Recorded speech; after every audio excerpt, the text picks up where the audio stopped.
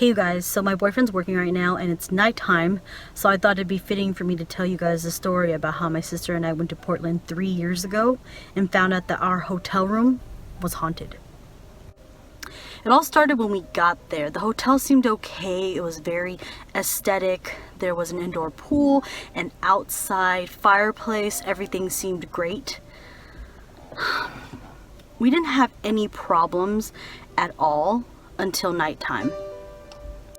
So she and I went to sleep, and in the middle of the night I needed to pee. So when I got up, I remember reaching for my iPhone 5S, and then something in my head told me to turn on my flashlight so I could see and make my way to the bathroom. But the oddest thing was, my gut was telling me to not look up. And I was in a haze, like I was half awake. I couldn't understand what that gut feeling was or where it was coming from, but I followed it. I just kept looking at my feet as I made my way to the bathroom.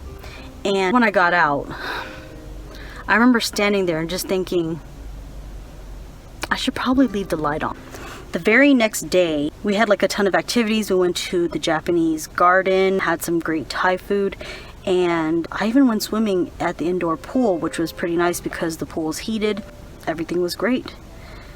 Until she and I went out to a night on the town and got into a little bit of a sister spat. After arguing, we were completely exhausted, like freaking dunzo. So she and I went to sleep again. I remember laying down and then taking my iPhone and putting it on the nightstand. Mind you, I had broken my iPhone screen like twice. So at this point I was super cautious and I was being irresponsible and didn't get a good case for it. So to make sure that it wouldn't crack, I put my iPhone in the center of the nightstand so it wouldn't break. And I went to bed. Suddenly, in the middle of the night, I felt my sister get up and slam on the light above her nightstand. After she did that, she just kind of sat there and stared out into nothingness. I knew something was wrong, but knowing my family's history and how sensitive we are to the paranormal, I didn't want to ask any questions, so I just went back to bed. So the next day I woke up and I did the typical thing that people do, which is check social media right away. When I reached over to the nightstand, my phone wasn't there. I found it on the ground. Now I had to backtrack a little bit and think, like, was my sister still mad at me? Is that why she threw it on the ground? But then anyone who knows my sister knows that she's not a passive aggressive person. If she has an issue with you, she'll just take it up with you. She won't do petty things like that. So even without getting an explanation, I kind of just swept it aside and decided to get ready for the day because that was our last day in Portland. My sister and I packed up and we went to a restaurant. After we ordered, that was when she kind of sat there in silence and then said, Judie, her nickname for me is Judie. She's like, Judie, I have something to tell you.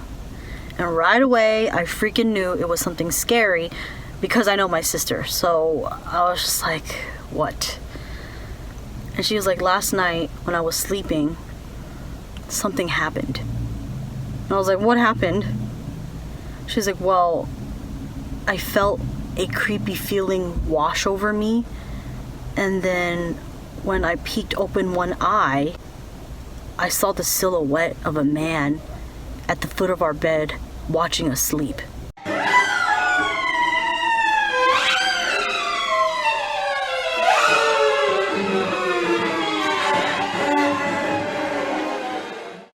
My blood ran cold. I got chills from my arms up my back to my neck. I mean, I have chills right now just thinking about what she said. And then that's when I freaked out and said, is that why you turn on the lights like in the middle of the night? She's like, yeah. And then I was like, well, did you see anything? She's like, no, nothing was there.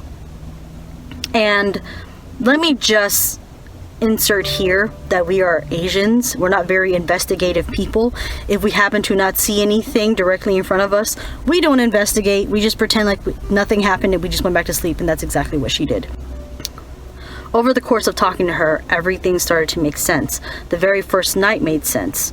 I couldn't understand why I had this instinctive feeling not to look in front of me when I was going to the bathroom in the dark. I didn't know why, but I just had this fear that I would see something I didn't want to see. On top of that too, I still wonder what the heck put my phone on the ground. Needless to say, even though she and I do not know who was in the room or what happened that night, it creeped us out so much that we really haven't spoken about it since. And even when I reached out to her recently and asked her for more details because I was going to make this video, she was like, honestly dude, it was so traumatizing, I don't remember much. But it sucks because I remember. If you guys enjoyed this scary story, don't forget to give it a thumbs up. And let me know down below if you guys want to hear more stories. I'm Judie, and we come from a line of shamans. So I feel like we've always been sensitive to this stuff. If you guys also have similar experiences or have stories of your own, feel free to share them down below, or even DM me on Instagram. My Instagram is @JudieFoodie. Thanks so much for watching, and stay safe, you guys. I'll see you again next time.